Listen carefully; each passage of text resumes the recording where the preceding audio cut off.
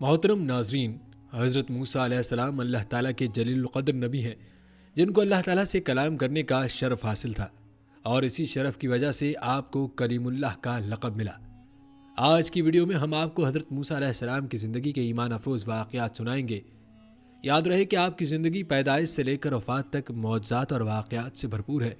یہ واقعات آپ کے ایمان کو تازہ کر دیں گے۔ بسم اللہ الرحمن الرحیم۔ السلام علیکم ناظرین، ویڈیو ایمان افروز ہونے کے ساتھ دلچسپ بھی ہونے والی ہے، لہٰذا ویڈیو کو آپ نے اسکپ نہیں کرنا اور آخر تک لازمی دیکھنا ہے۔ آپ کو بتاتے چلیں کہ حضرت موسیٰ علیہ السلام کی پیدائش مصر میں ہوئی اور حضرت ہارون آپ کے حقیقی بڑے بھائی تھے۔ حضرت موسیٰ کی دعا کی بدولت اللہ تعالیٰ نے انہیں بھی نبوت عطا فرمائی اور حضرت موسیٰ کا مددگار بنایا۔ اللہ تبارک و تعالیٰ نے حضرت موسیٰ علیہ السلام کی حیات طیبہ کے واقعات قرآن کریم کی مختلف صورتوں میں بیان فرمائے ہیں، کہیں تفصیل سے اور کہیں اختصار کے ساتھ۔ ناظرین، آپ کو بتاتے چلیں کہ حضرت موسیٰ علیہ السلام کا شمار ان انبیاء میں ہوتا ہے جن کا تذکرہ قرآن پاک میں بہت زیادہ ہوا ہے۔ یہی وجہ ہے کہ حضرت موسیٰ کی زندگی کے حالات و واقعات باقی انبیاء کی نسبت زیادہ تفصیل سے ملتے ہیں۔ ناظرین، حضرت موسیٰ علیہ السلام ابھی دنیا میں نہیں آئے تھے کہ آپ کے تذکرے شروع ہو چکے تھے اور آپ کی پیدائش کو روکنے کی خاطر ہزاروں لاکھوں بچے قتل کر دیے گئے۔ یہ 1520 قبل مسیح کی بات ہے۔ مصر پر فرعون بادشاہ منفتح ثانی کی حکومت تھی۔ بعض نے اس کا نام منفتح بھی لکھا ہے، اور وہ والد رمسیس کے بڑھاپے کی وجہ سے عملاً حکمراں بنا ہوا تھا۔ خدائی کا دعوے دار بادشاہ بڑا ظالم و جابر تھا۔ اس نے بنی اسرائیل کو اپنا غلام بنا رکھا تھا، حالانکہ وہ حضرت یوسف علیہ السلام کے زمانے سے وہاں رہائش پذیر تھے۔ حضرت یوسف علیہ السلام نے اپنے والد حضرت یعقوب اور اپنے بھائیوں کے لیے ایک قطع زمین اس وقت کے فرعون بادشاہ ریان بن ولید سے حاصل کیا تھا۔ حضرت یعقوب کی یہی نسل بنی اسرائیل کہلائی جو مصر میں خوب پھلی پھولی۔ یہ لوگ حضرت یعقوب کے دین کے پیروکار تھے، چنانچہ اس وقت اللہ کے نزدیک یہ سب سے بہتر جماعت تھی۔ انہوں نے فرعون کو سجدہ کرنے اور اسے اپنا رب ماننے سے انکار کر دیا تھا۔ اسی وجہ سے بادشاہ اور اس کے حواری ان پر ظلم و ستم کے پہاڑ ڈھاتے اور ان سے گھٹیا کام کرواتے۔ ناظرین، یہ تھا مختصر تعارف حضرت موسیٰ علیہ السلام کے زمانے کا۔ جہاں تک بات ہے آپ کے نام و نسب کی، تو حضرت موسیٰ علیہ السلام کا نام اور نسب مبارک یوں بتایا جاتا ہے: موسیٰ بن عمران بن قاہث بن آزر بن یعقوب بن اسحاق بن ابراہیم۔ ناظرین، حضرت ابن عباس اور حضرت ابن مسعود رضی اللہ تعالیٰ عنہ سے مروی ہے کہ فرعون نے خواب دیکھا تھا کہ گویا ایک آگ بیت المقدس کی طرف چلی آ رہی ہے، اور اس نے مصر کے گھروں اور تمام قبطیوں یعنی بنی اسرائیل کے مخالف فرعونیوں کے گروہ کو جلا ڈالا، لیکن بنی اسرائیل کو آنچ تک نہ آئی۔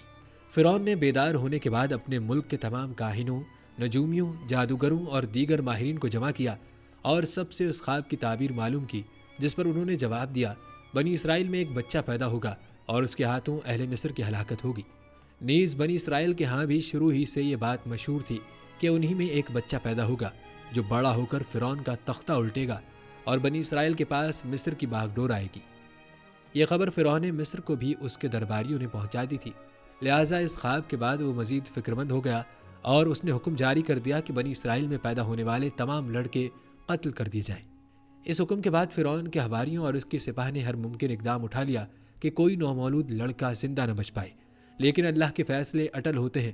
دیکھتے ہی دیکھتے بنی اسرائیل کے ہزاروں نومولود بچے ذبح کر دیے گئے۔ پھر ایک وقت وہ آیا کہ جب قبطی سرداروں نے فرعون سے کہا کہ اگر بنی اسرائیل کے لڑکوں کا اسی طرح قتل عام ہوتا رہا تو ہمیں آئندہ خدمتگار ملنا مشکل ہو جائیں گے، اور پھر ہمارے یہ کمتر، گھٹیا اور غلیظ کام کون کرے گا؟ اس پر فرعون نے حکم جاری کیا کہ 1 سال چھوڑ کر بچے قتل کیے جائیں، اور انہی حالات میں حضرت موسیٰ علیہ السلام پیدا ہوئے۔ نجومیوں نے فرعون کو اطلاع دی کہ بچہ پیدا ہو چکا ہے۔ اس اطلاع نے فرعون کو بدحواس کر دیا۔ حضرت موسیٰ کے بھائی حضرت ہارون سال امان میں پیدا ہوئے تھے، جبکہ حضرت موسیٰ قتل والے سال میں پیدا ہوئے، مگر اللہ نے ان کی حفاظت کا سامان اس طرح فرمایا کہ ان کی والدہ پر معمول کے مطابق حمل کے آثار ظاہر نہیں ہوئے، جس سے فرعون کی چھوڑی ہوئی دائیوں کی نگاہ میں نہ آئی۔ یوں ولادت کا مرحلہ تو خاموشی سے گزر گیا اور حکومت کے علم میں نہ آ سکا، لیکن ولادت کے بعد بھی قتل کا اندیشہ موجود تھا۔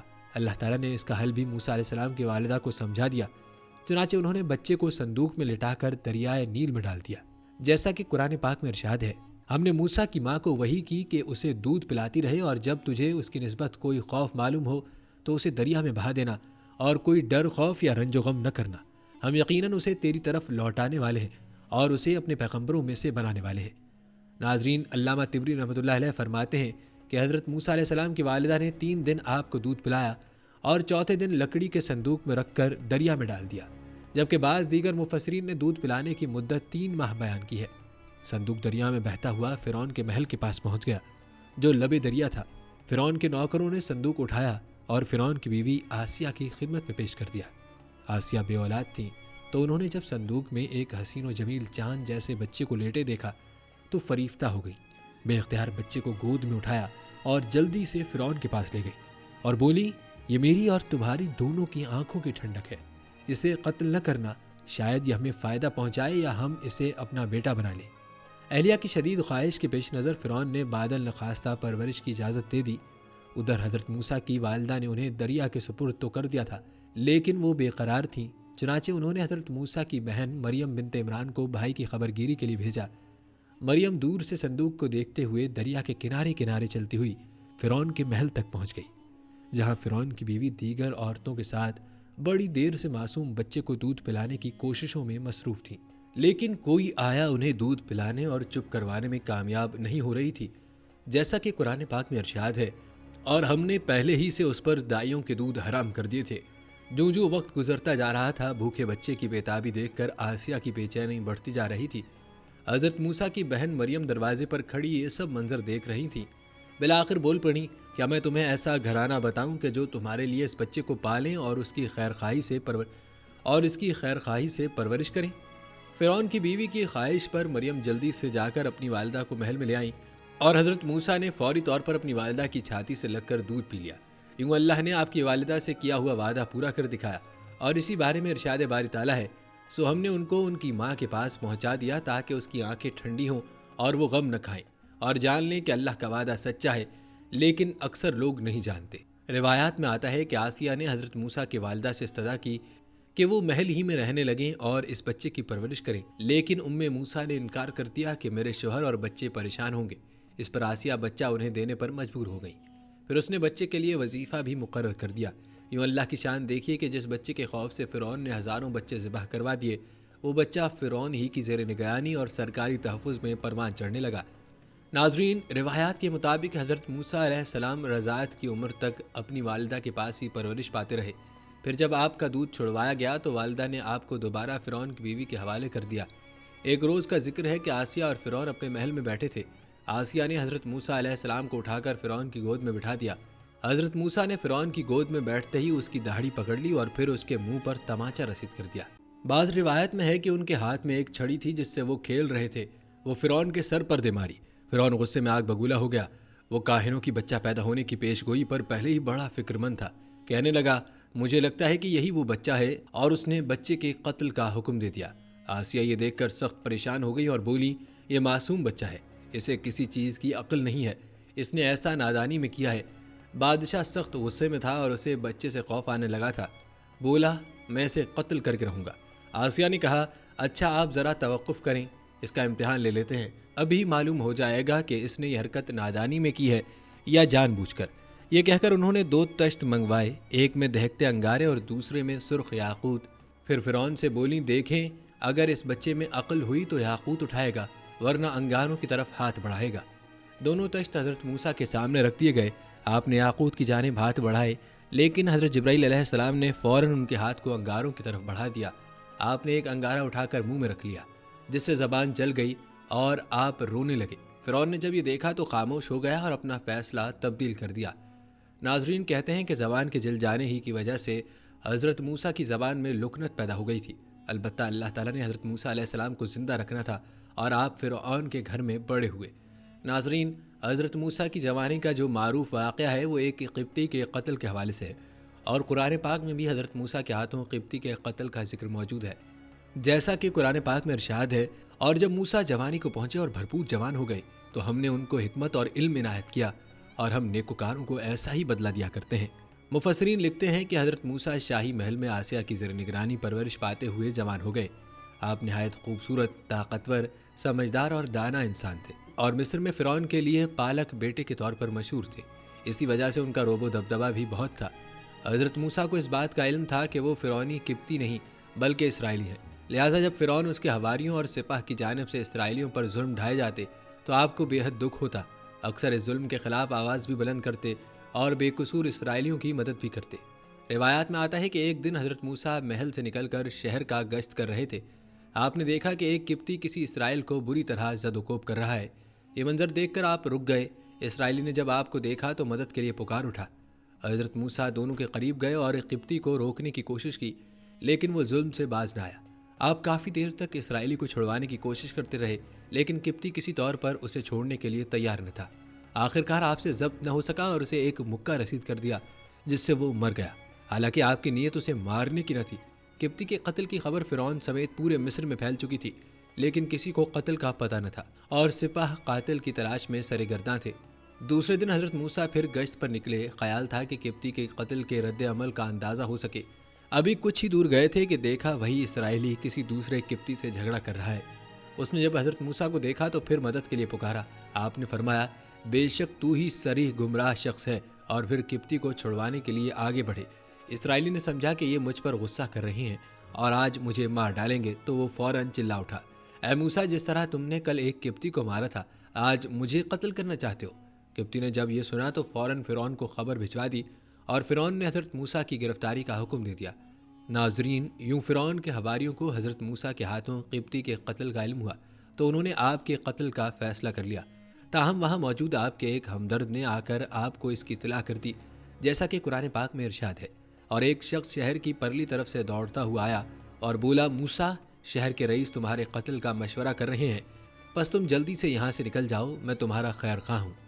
حضرت موسیٰ علیہ السلام وہاں سے نکل کھڑے ہوئے، کہنے لگے، اے پروردگار، مجھے ظالموں کے گروہ سے بچا لے۔ کہتے ہیں کہ حضرت موسیٰ کو کوئی علم نہ تھا کہ کہاں جانا ہے، کیونکہ مصر چھوڑنے کا یہ حادثہ بالکل اچانک پیش آیا تھا۔ چنانچہ اللہ تعالیٰ نے ایک فرشتے کو گھوڑے پر بھیجا جس نے راستے کی نشاندہی کی۔ روایات میں آتا ہے کہ آپ کئی روز کی مسافت طے کر کے ارض مدین پہنچے اور شہر کے کنارے ایک کنویں کے قریب درخت کے سائے میں بیٹھ گئے۔ اس وقت کنویں پر جانوروں کو پانی پلانے والوں کی بھیڑ تھی۔ آپ نے دیکھا کہ درخت کے پاس دو لڑکیاں بہت دیر سے اپنے جانور لیے کھڑی ہیں اور ان کی باری نہیں آتی۔ حضرت موسیٰ کے پوچھنے پر انہوں نے بتایا کہ ہمارے گھر کوئی جوان نہیں ہے، والد بہت ضعیف ہیں، جب سب لوگ اپنے جانوروں کو پانی پلا کر چلے جائیں گے تو پھر ہم اپنے جانوروں کو پانی پلائیں گے۔ حضرت موسیٰ یہ سن کر کھڑے ہو گئے۔ آپ جوان بھی تھے اور طاقتور بھی۔ آپ نے لڑکیوں کے مویشیوں کو پکڑا اور لوگوں کے بیچ میں سے راستہ بناتے ہوئے کنویں تک پہنچ گئے۔ کنویں سے پانی نکال کر سب مویشیوں کو سیر ہو کر پلایا اور واپس آ گئے۔ لڑکیوں نے آپ کا شکریہ ادا کیا اور گھر کی طرف چلی گئیں۔ ناظرین، مفسرین نے لکھا ہے کہ وہ حضرت شعیب علیہ السلام کی صاحبزادیاں تھیں۔ جب وہ وقت سے پہلے گھر پہنچ گئیں تو حضرت شعیب علیہ السلام کو تعجب ہوا اور جلد آنے کی وجہ دریافت کی، جس پر لڑکیوں نے پورا واقعہ بتایا۔ حضرت شعیب علیہ السلام خوش ہوئے اور فرمایا، جاؤ اور اللہ کے اس نیک اجنبی بندے کو میرے پاس لے آؤ۔ حضرت موسیٰ چونکہ ایک لمبا سفر طے کر کے مصر سے مدین پہنچے تھے، کچھ زیادہ راہ بھی ساتھ نہ تھا، جبکہ سفر کی تھکن اور بھوک سے نڈال تھے، جس کا ذکر قرآن پاک میں یوں ملتا ہے۔ تھوڑی دیر میں ان میں سے ایک عورت شرم و حیا سے چلتی ہوئی ان کی طرف آئی اور کہنے لگی، تمہیں میرے والد بلاتے ہیں کہ تم نے جو ہمارے جانوروں کو پانی پلایا تھا اس کی اجرت دیں۔ جب وہ شعیب علیہ السلام کے پاس آئے اور ان سے اپنا سارا حال بیان کیا تو انہوں نے کہا، اب کچھ خوف نہ کرو، تم نے ظالم قوم سے نجات پالی ہے۔ ایک لڑکی بولی، ابا جان،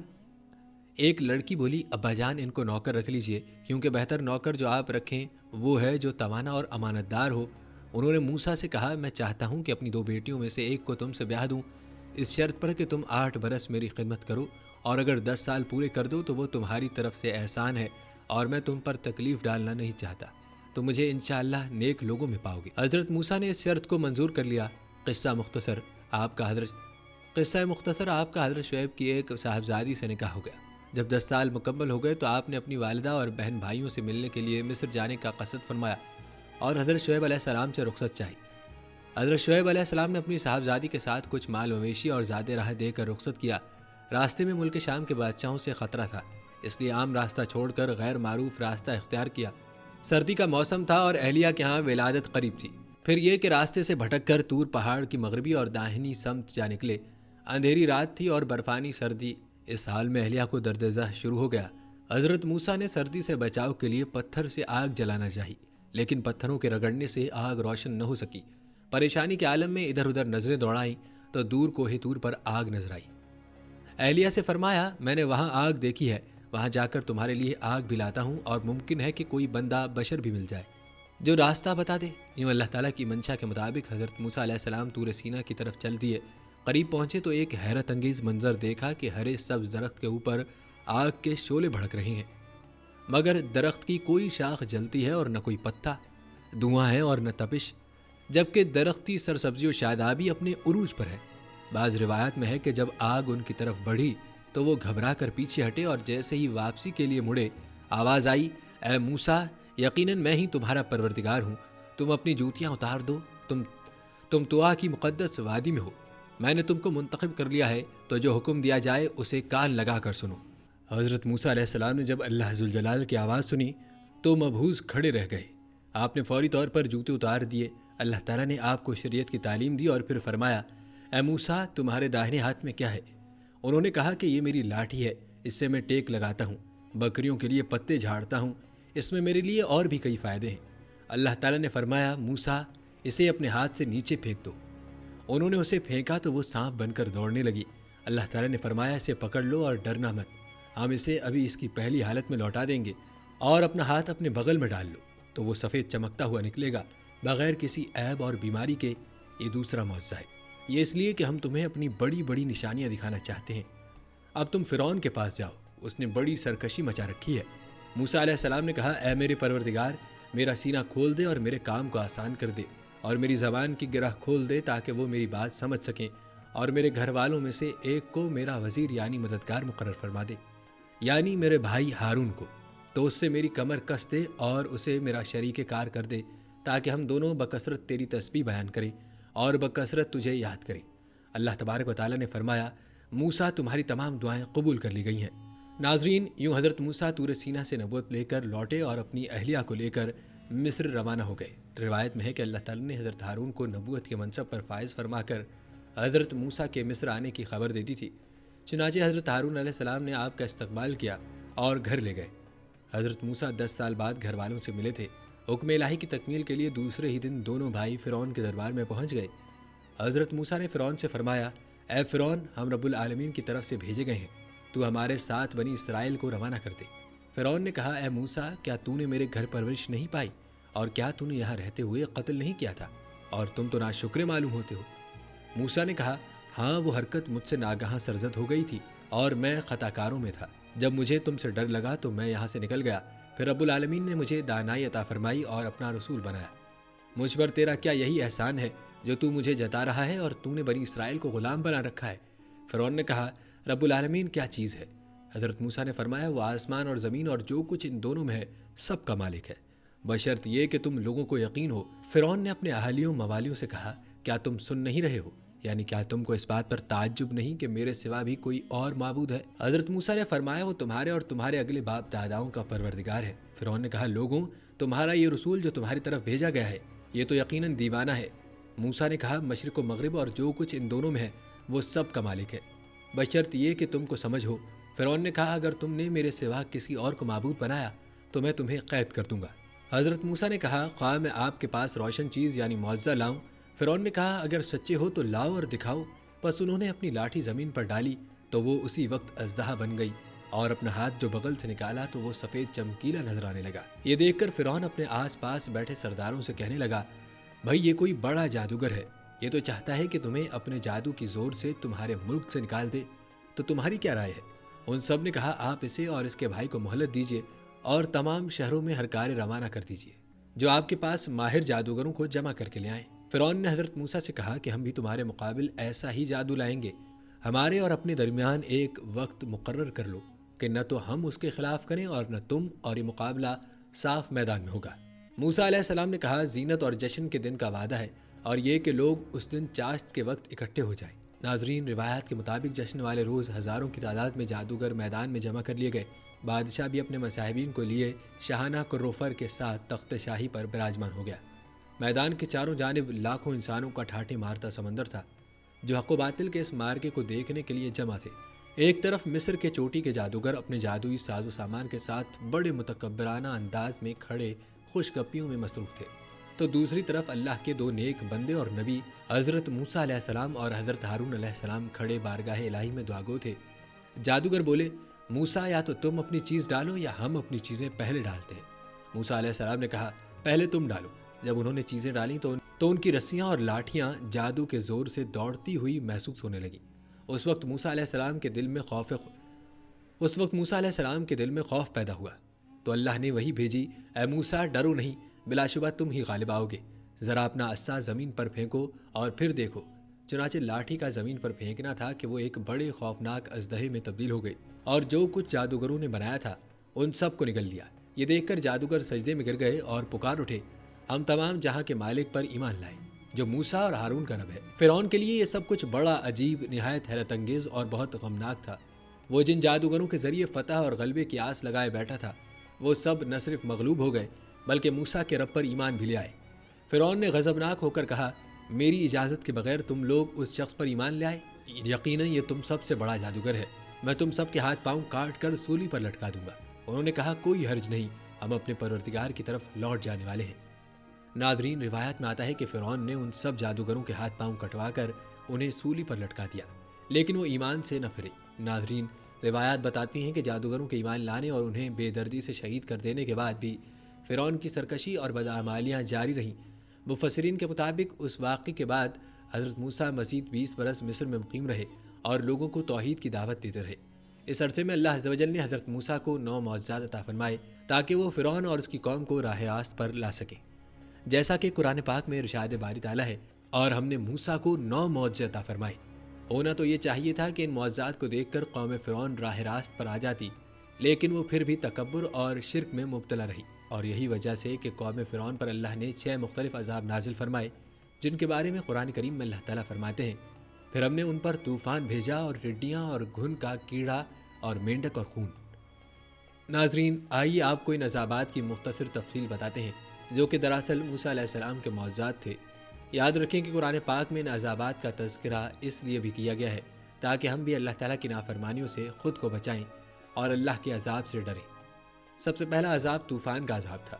امام بغوی نے بروایت ابن عباس رضی اللہ تعالیٰ عنہ نقل کیا ہے کہ جب پہلی مرتبہ قوم فرعون پر قحط کا عذاب مسلط ہوا تو موسیٰ علیہ السلام کی دعا سے رفع ہو گیا، مگر یہ لوگ سرکشی سے باز نہ آئے۔ نیز حضرت موسیٰ علیہ السلام نے دعا کی، اے میرے پروردگار، یہ ایسے سرکش لوگ ہیں کہ عذاب قحط سے بھی متاثر نہ ہوئے اور معاہدہ کر کے پھر گئے، اب ان پر کوئی ایسا عذاب مسلط فرما دیجیے جو ان کے لیے دردناک ہو اور ہماری قوم کے لیے وعظ اور بعد میں آنے والوں کے لیے درس عبرت بنے۔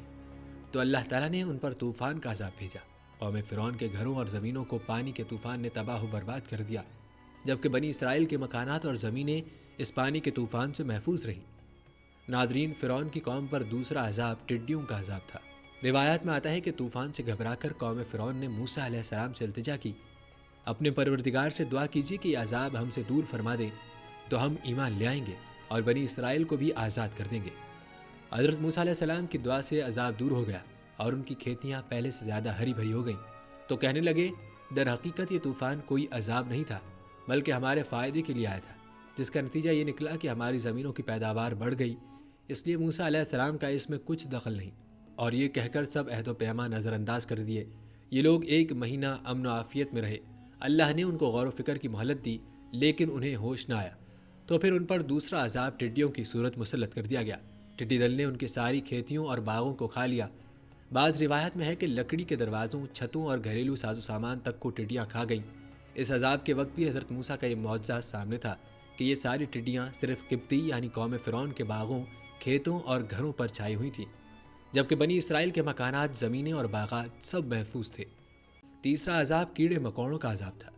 ناظرین، روایت میں آتا ہے کہ قوم فرعون چلا اٹھی اور حضرت موسیٰ سے درخواست کی، اگر آپ اللہ تعالیٰ سے دعا کر دیں کہ یہ عذاب ہٹ جائے تو ہم پختہ وعدہ کرتے ہیں کہ ایمان لے آئیں گے اور بنی اسرائیل کو آزاد کر دیں گے۔ موسیٰ علیہ السلام نے پھر دعا کی اور یہ عذاب ہٹ گیا، مگر عذاب ہٹنے کے بعد انہوں نے دیکھا کہ ان کے پاس اب بھی غلے کا اتنا ذخیرہ موجود ہے کہ سال بھر کھا سکتے ہیں، تو پھر سرکشی اور عہد شکنی پر آمادہ ہو گئے، ایمان لائے، نہ بنی اسرائیل کو آزاد کیا۔ 1 مہینہ پھر اللہ تعالیٰ نے مہلت دی۔ اس مہلت کے بعد تیسرا عذاب قمل کا مسلط ہوا۔ قمل اس جوں کے لیے بھی بولا جاتا ہے جو انسان کے بالوں اور کپڑوں میں پیدا ہو جاتی ہے، اور اس کیڑے کو بھی کہتے ہیں جو غلے میں لگ جاتا ہے، جسے گھن بھی کہتے ہیں۔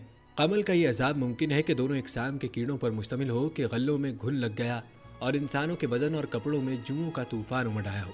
اس گھن نے غلوں کا حال ایسا کر دیا کہ 10 سیر گیہوں پیسنے کے لیے نکالتے تو اس میں 3 سیر آٹا بھی نہ نکلتا، اور جوؤں نے ان کے بال پلکیں اور بھویں تک کھا لی۔ ناظرین، فرعونیوں پر اگلا عذاب مینڈکوں کا عذاب تھا۔ کہتے ہیں ایک بار پھر قوم فرعون بلبلا اٹھی اور حضرت موسیٰ علیہ السلام سے فریاد کی کہ اب کی مرتبہ ہم ہرگز وعدے سے نہ پھریں گے، آپ دعا کریں۔ حضرت موسیٰ کی دعا سے یہ عذاب بھی ٹل گیا، مگر وہ کہاں عہد پورا کرتے۔ پھر عافیت ملتے ہی سب کچھ بھول گئے اور منکر ہو گئے۔ پھر بھی ان کو 1 ماہ کی مہلت دی گئی، مگر اس مہلت سے بھی کوئی فائدہ نہیں اٹھایا، تو ان پر چوتھا عذاب مینڈکوں کا مسلط کر دیا گیا، اور ان کے گھروں میں اس قدر سے مینڈک پیدا ہو گئے کہ جہاں بیٹھتے مینڈکوں کا ڈھیر لگ جاتا، سوتے لیٹتے تو سارا بدن ان سے دب جاتا، کروٹ لینا ناممکن ہو جاتا۔ پکتی ہوئی ہنڈیاں میں رکھے ہوئے کھانے میں، آٹے میں، غرض ہر چیز میں مینڈک بھر جاتے۔ اس عذاب سے عاجز آ کر سب رونے لگے اور پہلے سے پختہ وعدوں کے ساتھ معاہدہ کیا، تو پھر حضرت موسیٰ کی دعا سے یہ عذاب بھی رفع ہو گیا۔ کہتے ہیں اس عذاب سے نجات پا کر یہ پھر اپنی ہٹ دھرمی پر جم گئے اور کہنے لگے کہ اب تو ہمیں اور بھی یقین ہو گیا کہ موسیٰ علیہ السلام بہت بڑے جادوگر ہیں، اور یہ سب ان کے جادو کے کرشمے ہیں، یہ رسول نبی کچھ بھی نہیں۔ اللہ تعالیٰ نے پھر 1 ماہ کی مہلت عطا فرمائی، مگر اس مہلت سے بھی فائدہ نہ اٹھایا، تو 5واں عذاب خون کا مسلط کر دیا گیا کہ ان کے ہر کھانے اور پینے کی چیز خون بن گئی۔ کنویں سے، حوض سے، جہاں کہیں سے پانی نکالتے خون بن جاتا، کھانا پکانے کے لیے رکھتے تو وہ خون بن جاتا۔ ان سب عذابوں میں حضرت موسیٰ علیہ السلام کا یہ معجزہ مسلسل تھا کہ ہر عذاب سے اسرائیلی بالکل مامون و محفوظ تھے۔ خون کے عذاب کے وقت قوم فرعون کے لوگوں نے بنی اسرائیل کے گھروں سے پانی مانگا، جب وہ ان کے ہاتھ میں گیا تو خون بن گیا۔ ایک ہی دسترخوان پر بیٹھ کر قبطی اور اسرائیلی کھانا کھاتے تو جو لقمہ اسرائیلی اٹھاتا وہ اپنی اصلی حالت میں ہوتا، اور جو لقمہ یا پانی کا گھونٹ قبطی کے منہ میں جاتا وہ خون بن جاتا۔ یہ عذاب بھی 7 روز رہا، بالآخر پھر وعدے کیے، دعا کی گئی اور عذاب پھر ہٹ گیا، مگر یہ لوگ اپنی گمراہی پر قائم رہے۔ اسی کو قرآن کریم نے فرمایا، ان لوگوں نے تکبر سے کام لیا اور یہ لوگ بڑے عادی مجرم تھے۔ ناظرین، اگلا عذاب وبائی امراض کا عذاب تھا۔ بعد کی آیت میں رجز کے نام سے اس چھٹے عذاب کا ذکر آیا ہے۔ یہ لفظ اکثر طاعون کے لیے بولا جاتا ہے اور چیچک وغیرہ جیسے وبائی امراض کے لیے بھی استعمال ہوتا ہے۔ تفسیری روایات میں ہے کہ ان لوگوں پر طاعون کی وبا مسلط کر دی گئی، جس میں ان کے 70,000 آدمی ہلاک ہوئے۔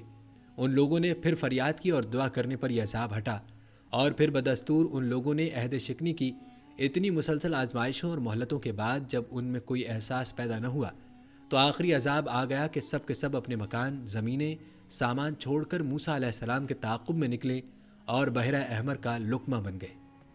ناظرین، یہ تھا تذکرہ ان عذابوں کا جو کہ اللہ تعالیٰ نے فرعون کی قوم پر نازل کیے، لیکن فرعون اور اس کی قوم کی بدبختی تھی کہ وہ ان معجزات کو دیکھ کر بھی راہ راست پر نہ آئے اور اللہ پر ایمان نہ لائے۔ ناظرین، ان عذابات سے عبرت نہ حاصل کرنے پر فرعون اور اس کی قوم کو اللہ نے کیسے غرق فرمایا، اور اس کے بعد بنی اسرائیلیوں نے حضرت موسیٰ علیہ السلام کے ساتھ کیا برتاؤ کیا، اور سامری کا واقعہ کیا تھا، اس کی تفصیل آگے آنے والی ہے، لہٰذا ویڈیو کو اسکپ مت کیجیے گا۔ ناظرین، روایت بتاتی ہیں کہ اللہ تعالیٰ کے مختلف عذاب نازل ہونے کے باوجود فرعون کا تکبر، غیظ و غضب اور ظلم و ستم اپنی انتہا کو پہنچ چکا تھا۔ وہ اور اس کے حواری حضرت موسیٰ علیہ السلام اور ان کے ساتھیوں کے خون کے پیاسے تھے۔ ایسے میں اللہ تعالیٰ نے موسیٰ کو ہجرت کا حکم فرمایا، جیسا کہ قرآن کریم میں ارشاد ہے، اور ہم نے موسیٰ کی طرف وہی بھیجی کہ ہمارے بندوں کو لے کر راتوں رات نکل جاؤ، پھر ان کے لیے دریا میں لاٹھی مار کر خشک راستہ بنا دو، پھر تم کو نہ تو فرعون کے آ پکڑنے کا خوف ہوگا اور نہ غرق ہونے کا ڈر ہوگا۔ حضرت موسیٰ علیہ السلام شروعات میں بنی اسرائیل کو لے کر مصر سے دریائے قلزم، جو بحیرہ احمر بھی کہلاتا ہے، اس کی طرف نکلے۔ علامہ طبری رحمۃ اللہ علیہ بیان کرتے ہیں کہ حضرت موسیٰ کے ساتھ 6,30,000 سوار اور 20,000 پیادے تھے، اس کے علاوہ عورتیں، لڑکیاں اور بچے بھی تھے۔ حضرت موسیٰ 9 محرم کو ہفتے کے دن غروب آفتاب کے بعد مصر سے روانہ ہوئے۔ فرعون کو آپ کے نکلنے کی خبر صبح کو ہوئی۔ اس نے فوری طور پر 7 لاکھ سے زائد سواروں کے ساتھ ان کا پیچھا کیا۔ جب بنی اسرائیل نے اپنے پیچھے فرعون کے فوجی سیلاب کو اور آگے بفری موجوں کو دیکھا تو گھبرا اٹھے، جس کا تذکرہ قرآن کریم میں یوں آتا ہے، تو موسیٰ کے ساتھیوں نے کہا، ہم تو یقیناً پکڑ لیے گئے۔ موسیٰ نے کہا، ہرگز نہیں، یقین مانو میرا رب میرے ساتھ ہے، جو ضرور مجھے راہ دکھائے گا۔ ہم نے موسیٰ کی طرف وہی بھیجی کہ دریا پر اپنی لاٹھی مارو۔ انہوں نے دریا پر لاٹھی ماری تو اس میں 12 خشک راستے نکل آئے اور بنی اسرائیل کے 12 قبیلے ان میں سے گزر گئے۔ لشکر فرعون یہ حیرت ناک منظر دیکھ کر سہم گیا۔ فرعون بھی قدرت کے اس کرشمے کو دیکھ کر مروب ہو چکا تھا، لیکن پھر اپنے اوپر فرعونیت سوار کرتے ہوئے بولا، تم لوگ فکر نہ کرو، یہ سب کرشمہ میری ہیبت کا ہے۔ جس سے دریا کی روانی رک کر راستے بن گئے ہیں تاکہ میں اپنے بھگوڑوں کو پکڑ کر سزا دے سکوں۔ یہ کہہ کر وہ آگے بڑھا اور اپنا گھوڑا دریا میں ڈال دیا اور لشکر کو پیچھے آنے کا حکم دیا۔ جب فرعون اور اس کا لشکر دریائی راستوں کے اندر سما گیا تو اللہ تعالیٰ نے دریا کو روانی کا حکم دے دیا اور دریا کے سب حصے آپس میں مل گئے۔ فرعون جب ڈوبنے لگا تو پکار اٹھا، میں اللہ وحدہ لا شریک پر ایمان لاتا ہوں، جیسا کہ قرآن کریم میں ہے۔ پھر جب انہوں نے ہمارا عذاب دیکھ لیا تو کہنے لگے کہ ہم اللہ واحد پر ایمان لائے اور جن جن کو ہم اس کا شریک بنا رہے تھے ہم نے ان سب سے انکار کیا۔ جب فرعون غرق ہو گیا تو اس کی موت کا بہت سے لوگوں کو یقین نہیں آتا تھا، تو اللہ تعالیٰ کے حکم سے پانی نے اس کی لاش کو باہر خشکی پر پھینک دیا، جس کا سب نے مشاہدہ کیا، جیسا کہ قرآن کریم میں ارشاد باری تعالیٰ ہے، آج ہم تیری لاش کو پانی سے نکال لیں گے تاکہ تو ان کے لیے نشان عبرت ہو جو تیرے بعد ہیں، اور بہت سے لوگ ہماری نشانیوں سے بے خبر ہیں۔ ناظرین، آج بھی فرعون منفتح ثانی کی حنوط شدہ لاش عبرت کا نشان بنی مصر کے عجائب خانے میں محفوظ ہے۔ روایات میں آتا ہے کہ فرعون اور اس کے لشکر کی ہلاکت یوم عاشور کو ہوئی۔ ناظرین، روایات میں آتا ہے کہ حضرت موسیٰ فرعون کے غرق ہونے کے بعد بنی اسرائیل کے ساتھ بحر احمر پار کر کے وادی سینا کی جانب چلے۔ راستے میں ایک ایسی قوم کے پاس سے گزرے جو بتوں کو پوجتی تھی۔ بنی اسرائیل نے جب یہ دیکھا تو کہنے لگے، اے موسیٰ علیہ السلام، جیسے ان لوگوں کے معبود ہیں ہمارے لیے بھی ایسا ہی ایک معبود بنا دو۔ موسیٰ علیہ السلام نے کہا، تم بڑے ہی جاہل ہو، یہ لوگ جس کام میں لگے ہوئے ہیں یہ تباہ کیا جائے گا اور ان کا یہ کام محض بے بنیاد ہے۔ فرمایا، کیا اللہ تعالیٰ کے سوا تمہارے لیے کوئی اور معبود تلاش کروں، حالانکہ اس نے تم کو تمام جہاں والوں پر فوقیت دی ہے۔ حضرت موسیٰ علیہ السلام اپنی قوم کو لے کر آگے بڑھے۔ اللہ نے بنی اسرائیل کی ہدایت و رہنمائی کے لیے حضرت موسیٰ کو آسمانی کتاب دینے کا فیصلہ کیا۔ چنانچہ اللہ عز و جل نے آپ کو 30 راتوں کے لیے کوہ طور پر بلایا، جس میں مزید 10 راتوں کا اضافہ کر کے اسے 40 راتیں کر دیا۔ حضرت موسیٰ نے کوہ طور پر جانے سے قبل اپنے بھائی حضرت ہارون کو اپنا جانشین مقرر کیا۔ حضرت ہارون بھائی بھی تھے اور نبی بھی۔ کہا جاتا ہے کہ حضرت موسیٰ وقت مقررہ پر کوہ طور پہنچے اور پروردگار سے ہم کلام ہوئے تو کہنے لگے، اے میرے پروردگار، مجھے اپنا جلوہ دکھا دیجئے، میں آپ کو ایک نظر دیکھ لوں۔ ارشاد ہوا، تم مجھ کو ہرگز نہیں دیکھ سکتے، لیکن تم اس پہاڑ کی طرف دیکھتے رہو، وہ اگر اپنی جگہ پر برقرار رہا تو تم بھی مجھے دیکھ سکو گے۔ اور جب ان کے رب نے پہاڑ پر تجلی فرمائی تو تجلی نے اس کے پرخچے اڑا دیے اور موسیٰ علیہ السلام بے ہوش ہو کر گر پڑے۔ پھر جب ہوش میں آئے تو عرض کیا، بے شک آپ کی ذات پاک ہے، میں آپ کے حضور میں توبہ کرتا ہوں اور میں سب سے پہلے آپ پر ایمان لانے والا ہوں۔ ارشاد ہوا کہ اے موسیٰ، میں نے تم کو اپنے پیغام اور اپنے کلام سے لوگوں میں ممتاز کیا ہے، تو جو میں نے تم کو عطا کیا ہے اسے پکڑ رکھو اور میرا شکر بجا لاؤ۔ اور ہم نے تورات کی تختیوں میں ان کے لیے ہر قسم کی نصیحت اور ہر چیز کی تفصیل لکھ دی۔ ناظرین، روایات کے مطابق یہ حضرت موسیٰ علیہ السلام کا اللہ عز و جل سے ہم کلامی کا دوسرا واقعہ تھا۔ ناظرین، روایات میں آتا ہے کہ حضرت موسیٰ علیہ السلام جب 40 راتوں کے لیے کوہ طور گئے تو پیچھے سامری نامی ایک قبطی نے، جو حضرت موسیٰ کا پڑوسی تھا اور بظاہر آپ پر ایمان لا کر ساتھ ہو گیا تھا، بنی اسرائیل سے سونے کے زیورات اکٹھے کر کے ایک بچڑا تیار کیا، جس میں اس نے حضرت جبرائیل علیہ السلام کے گھوڑے کے سوموں کے نیچے کی مٹی بھی شامل کر دی۔ یہ مٹی اس نے چپکے سے اس وقت لے لی تھی جب حضرت جبرائیل علیہ السلام ان لوگوں کو دریا پار کروا رہے تھے۔ یہ بچڑا جب تیار ہو گیا تو یہ کچھ بیل کی آواز نکالتا تھا، یعنی جب اس میں ہوا داخل ہو جاتی تو اس میں سے گائیں یا بیل کی آواز نکلتی۔ اس آواز سے سامری نے بنی اسرائیل کو گمراہ کیا اور بولا، یہی تمہارا اصل معبود ہے، اور قرآن پاک میں اس کا ذکر یوں آیا ہے۔ پھر اس نے ان کے لیے ایک بچڑا بنا دیا، یعنی بچڑے کا بت جس کی گائیں کسی آواز بھی تھی۔ پھر کہنے لگا کہ یہی تمہارا معبود ہے، اور موسیٰ کا بھی، لیکن موسیٰ بھول گیا ہے۔ ناظرین، کہا جاتا ہے کہ حضرت موسیٰ جب تورات لے کر واپس آئے تو دیکھا کہ بنی اسرائیل سامری کے بچڑے کی پرستش کر رہے ہیں۔ آپ کو سخت ناگوار گزرا، غضبناک ہو کر اپنے بھائی حضرت ہارون کے سر کے بال اور داڑھی پکڑ کر انہیں سخت سست کہا۔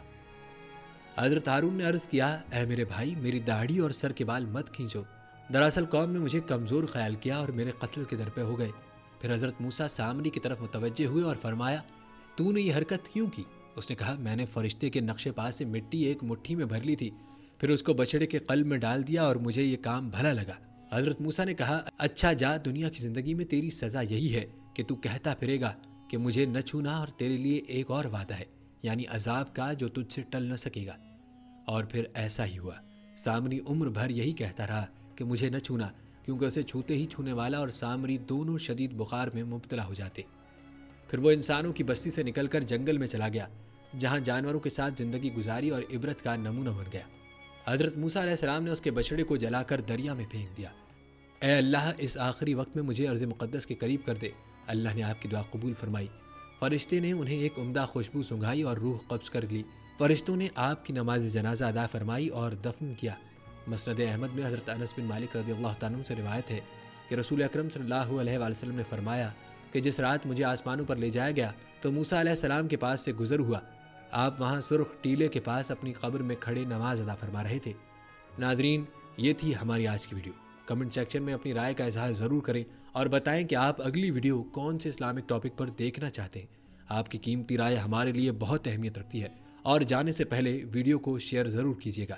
ہم امید کرتے ہیں آپ کو ہماری آج کی ویڈیو بہت پسند آئی ہے۔ ناظرین، ہمارے چینل کو سبسکرائب ضرور کیجیے گا۔ ملتے ہیں اگلی ویڈیو میں، تب تک کے لیے اللہ نگہبان۔ حضرت موسیٰ علیہ السلام کے دور کا ایک اور واقعہ بھی قابل ذکر ہے جو بیل ذبح کرنے کے حوالے سے ہے۔ حضرت ابن عباس رضی اللہ تعالیٰ عنہ اور دیگر کئی بزرگ فرماتے ہیں کہ بنی اسرائیل میں ایک بہت مالدار بوڑھا تھا جس کے بھتیجے اس کی موت کے متمنی تھے تاکہ وہ وارث بن جائیں، لہٰذا ایک نے اسے قتل کر ڈالا اور اس کی لاش پھینک دی۔ لوگوں کو صبح پتہ چلا تو قاتل کی تلاش شروع ہوئی، مگر کچھ علم نہ ہو سکا۔ لوگ حضرت موسیٰ کے پاس آئے تو آپ نے اللہ تعالیٰ سے دعا کی، جس پر اللہ نے حکم فرمایا کہ ایک گائے ذبح کریں۔ قرآن کریم میں اس واقعے کو یوں بیان کیا گیا ہے، اور جب موسیٰ علیہ السلام نے اپنی قوم کے لوگوں سے کہا کہ اللہ تم کو حکم دیتا ہے کہ ایک بیل ذبح کرو، تو وہ بولے کیا تم ہم سے مذاق کرتے ہو؟ موسیٰ نے کہا میں اللہ کی پناہ مانگتا ہوں کہ نادان بنوں۔ انہوں نے کہا اپنے پروردگار سے پوچھ کر بتائیں کہ وہ بیل کس طرح کا ہو۔ کہا پروردگار فرماتا ہے وہ بیل بوڑھا ہو اور نہ بچڑا، بلکہ ان کے درمیان یعنی جوان ہو، سو جیسا تم کو حکم دیا گیا ہے ویسا کرو۔ انہوں نے کہا اپنے پروردگار سے پوچھ کر بتائیے کہ اس کا رنگ کیسا ہو۔ موسیٰ نے کہا پروردگار فرماتا ہے کہ اس کا رنگ گہرا زرد ہو کہ دیکھنے والوں کے دل کو خوش کر دیتا ہو۔ انہوں نے کہا پروردگار سے پھر درخواست کیجیے کہ ہم کو بتا دے کہ وہ اور کس کس طرح کا ہو، کیونکہ بہت سے بیل ہمیں ایک دوسرے کے مشابہ معلوم ہوتے ہیں، پھر اللہ نے چاہا تو ہمیں ٹھیک بات معلوم ہو جائے گی۔ موسیٰ نے کہا اللہ فرماتا ہے کہ وہ بیل کام میں لگا ہوا نہ ہو، زمین جوتتا ہو اور نہ ہی کھیتی کو پانی دیتا ہو، اس میں کسی طرح کے داغ نہ ہو۔ غرض بڑی مشکل سے انہوں نے اس بیل کو ذبح کیا، تو ہم نے کہا اس بیل کا کوئی سا ٹکڑا مقتول کو مارو، اس طرح اللہ مردوں کو زندہ کرتا ہے اور تم کو اپنی قدرت کی نشانیاں دکھاتا ہے تاکہ تم سمجھو۔ سورہ بقرہ۔ اللہ کے حکم کے مطابق گائے کے گوشت کا حصہ مقتول کے جسم سے ملایا گیا تو وہ زندہ ہو کر کھڑا ہو گیا، اس کی رگوں سے خون بہہ رہا تھا۔ پھر حضرت موسیٰ نے اس سے سوال کیا کہ تجھے کس نے قتل کیا؟ اس نے جواب دیا مجھے فلاں بھتیجے نے قتل کیا۔ یہ کہہ کر وہ مر گیا اور جیسا تھا ویسا ہی ہو گیا۔ یوں اللہ تعالیٰ نے اس قوم کے کہنے پر قاتل کا پتہ انہیں بتا دیا۔ ناظرین، روایت میں حضرت موسیٰ علیہ السلام اور قارون کا واقعہ بھی نقل کیا گیا ہے، آئیے یہ واقعہ بھی آپ کے گوش گزار کرتے ہیں۔ ناظرین، قرآن کریم کی 28ویں سورت سورہ القصص کی آیت 76 تا 83 میں اللہ تبارک و تعالیٰ نے قارون کا تذکرہ فرمایا ہے۔ قارون حضرت موسیٰ کے زمانے میں بنی اسرائیل کا ایک بہت امیر و کبیر لیکن نہایت متکبر، مغرور، ظالم اور حاسد شخص تھا۔ قرآن کریم کے مطابق اس کے خزانوں کی کنجیاں کئی طاقتور لوگ مل کر بمشکل اٹھا پاتے۔ حضرت عطا رحمۃ اللہ علیہ سے روایت ہے کہ اسے حضرت یوسف علیہ السلام کا ایک مدفون خزانہ مل گیا تھا۔ یحییٰ بن سلام اور سعید بن مسیب نے فرمایا کہ قارون سرمایہ دار تھا اور فرعون کی طرف سے بنی اسرائیل کی نگرانی پر مامور تھا۔ اس عہدے پر رہ کر اس نے بنی اسرائیل کو بہت ستایا۔ حضرت ابن عباس کی روایت ہے کہ یہ حضرت موسیٰ علیہ السلام کا چچا زاد تھا۔ بعض روایات میں ہے کہ قارون تورات کا حافظ اور عالم تھا اور ان 70 اصحاب میں سے تھا جن کو حضرت موسیٰ علیہ السلام نے میقات کے لیے منتخب فرمایا تھا، مگر اسے اپنے علم پر ناز و غرور پیدا ہو گیا تھا اور اسے اپنا ذاتی کمال سمجھ بیٹھا تھا۔ روح المعانی میں محمد بن اسحاق کی روایت سے نقل کیا گیا ہے کہ قارون تورات کا حافظ تھا اور دوسرے بنی اسرائیل سے زیادہ اسے تورات یاد تھی، مگر سامری کی طرح منافق ثابت ہوا۔ اس کی منافقت کا سبب دنیا کی جاہ و عزت کی بے جا حرص تھی، اور چونکہ پورے بنی اسرائیل کی قیادت حضرت موسیٰ علیہ السلام کو حاصل تھی اور ان کے بھائی حضرت ہارون ان کے وزیر اور شریک نبوت تھے، اس کو یہ حسد ہوا کہ میں بھی تو ان کی برادری کا بھائی ہوں اور قریبی رشتہ دار ہوں، میرا اس سعادت و قیادت میں کوئی حصہ کیوں نہیں؟ چنانچہ موسیٰ علیہ السلام سے اس کی شکایت کی۔ حضرت موسیٰ علیہ السلام نے فرمایا کہ یہ جو کچھ ہے اللہ تعالیٰ کی طرف سے ہے، مجھے اس میں کچھ دخل نہیں، مگر وہ اس پر مطمئن نہ ہوا اور حضرت موسیٰ علیہ السلام سے حسد کرنے لگا۔ ناظرین، فرمان الہی ہے کہ ایک روز قارون بڑی آرائش، ٹھاٹ اور شان و شوکت کے ساتھ اپنی قوم کے سامنے نکلا۔ جو لوگ دنیا کے طالب تھے کہنے لگے جیسا مال و متاع قارون کو ملا ہے کاش ایسا ہی ہمیں بھی ملے، یہ تو بڑا ہی صاحب نصیب ہے۔ لیکن جن لوگوں کو اللہ کا علم دیا گیا تھا اور جو صاحب ایمان تھے وہ کہنے لگے تم پر افسوس ہے، مومنوں اور نیکوکاروں کے لیے جو ثواب اور اجر اللہ کے ہاں تیار ہے وہ اس سے کہیں زیادہ بہتر ہے اور وہ صرف صبر کرنے والوں کو ملے گا۔ ناظرین، معلوم ہوا کہ قارون ایک بخیل شخص تھا جسے مال و دولت سے بے حد محبت تھی۔ وہ زکوٰۃ دیتا اور نہ اپنا مال غریبوں پر خرچ کرتا۔ حضرت موسیٰ علیہ السلام کی بار بار تنبیہ کے باوجود اس کا غرور و تکبر، بغض، حسد، بخیلی اور غریبوں سے نفرت روز بروز بڑھتی جا رہی تھی۔ بالآخر اللہ تعالیٰ نے اسے اس کے مال و دولت سمیت زمین میں دفن کر دیا، جیسا کہ قرآن پاک میں ارشاد باری تعالیٰ ہے، بس ہم نے قارون کو اور اس کے گھر کو زمین میں دھسا دیا۔ اور یوں اللہ نے ایک امیر کبیر مغرور اور بخیل شخص کو رہتی دنیا تک عبرت کا نشان بنا دیا۔ ناظرین، یہ تو تھے حضرت موسیٰ علیہ السلام کی زندگی کے حالات و واقعات۔ اب تذکرہ کرتے ہیں حضرت موسیٰ کی وفات کا۔ یاد رہے کہ بنی اسرائیل صحرائے طیہ میں 40 برس تک بھٹکتے رہے۔ اس کھلے میدان سے نکلنے کے لیے صبح سے شام تک روز سفر کرتے، لیکن شام کو اسی جگہ موجود ہوتے جہاں سے صبح چلے تھے۔ حضرت موسیٰ علیہ السلام اور حضرت ہارون علیہ السلام بھی ساتھ تھے۔ ایک دن صحرائے طیہ میں ہور نامی پہاڑ پر پہنچے تو حضرت ہارون علیہ السلام کا انتقال ہو گیا اور انہیں وہیں دفن کر دیا گیا۔ 120 برس کی عمر میں حضرت موسیٰ علیہ السلام کا بھی انتقال ہو گیا۔ بنی اسرائیل کے سب لوگ بھی مر کھپ گئے۔ بنی اسرائیل کی اولاد اور حضرت یوشع بن نون علیہ السلام اور حضرت کالب علیہ السلام باقی بچ گئے۔ 40 برس کی مدت پوری ہونے کے بعد اللہ کے حکم سے حضرت یوشع بن نون علیہ السلام کی قیادت میں بنی اسرائیل شام اور بیت المقدس میں داخل ہوئے۔ صحیح بخاری میں حضرت ابو ہریرہ رضی اللہ تعالیٰ عنہ سے مروی ہے کہ ملک الموت کو حضرت موسیٰ کی طرف بھیجا گیا۔ جب آپ کے پاس پہنچے تو آپ نے انہیں ایک تھپڑ رسید کر دیا، تو ملک الموت واپس اپنے رب کے پاس پہنچے اور عرض کیا، آپ نے مجھے ایسے بندے کے پاس بھیجا جو موت کا ارادہ نہیں رکھتے۔ اللہ تعالیٰ نے فرمایا، واپس جاؤ اور انہیں کہو کہ بیل کی پشت پر ہاتھ رکھیں تو ان کے ہاتھ کے نیچے جتنے بال آ جائیں، ہر بال کے بدلے 1 سال زندگی ملے گی۔ تو حضرت موسیٰ نے پوچھا، اے پروردگار، پھر کیا ہوگا؟ فرمایا، پھر بھی موت ہے۔ فرمایا، پھر موت ہے۔ حضرت موسیٰ علیہ السلام نے فرمایا، تو پھر اب ہی صحیح۔ پھر آپ نے دعا فرمائی، اے اللہ، اس آخری وقت میں مجھے ارض مقدس کے قریب کر دے۔ اللہ نے آپ کی دعا قبول فرمائی۔ فرشتے نے انہیں ایک عمدہ خوشبو سنگھائی اور روح قبض کر لی۔ فرشتوں نے آپ کی نماز جنازہ ادا فرمائی اور دفن کیا۔ مسند احمد میں حضرت انس بن مالک رضی اللہ تعالیٰ عنہ سے روایت ہے کہ رسول اکرم صلی اللہ علیہ وآلہ وسلم نے فرمایا کہ جس رات مجھے آسمانوں پر لے جایا گیا تو موسیٰ علیہ السلام کے پاس سے گزر ہوا۔ آپ وہاں سرخ ٹیلے کے پاس اپنی قبر میں کھڑے نماز ادا فرما رہے تھے۔ ناظرین، یہ تھی ہماری آج کی ویڈیو۔ کمنٹ سیکشن میں اپنی رائے کا اظہار ضرور کریں اور بتائیں کہ آپ اگلی ویڈیو کون سے اسلامک ٹاپک پر دیکھنا چاہتے ہیں۔ آپ کی قیمتی رائے ہمارے لیے بہت اہمیت رکھتی ہے، اور جانے سے پہلے ویڈیو کو شیئر ضرور کیجیے گا۔ ہم امید کرتے ہیں آپ کو ہماری آج کی ویڈیو بہت پسند آئی ہے۔ ناظرین، ہمارے چینل کو سبسکرائب ضرور کیجیے گا۔ ملتے ہیں اگلی ویڈیو میں، تب تک کے لیے اللہ نگہبان۔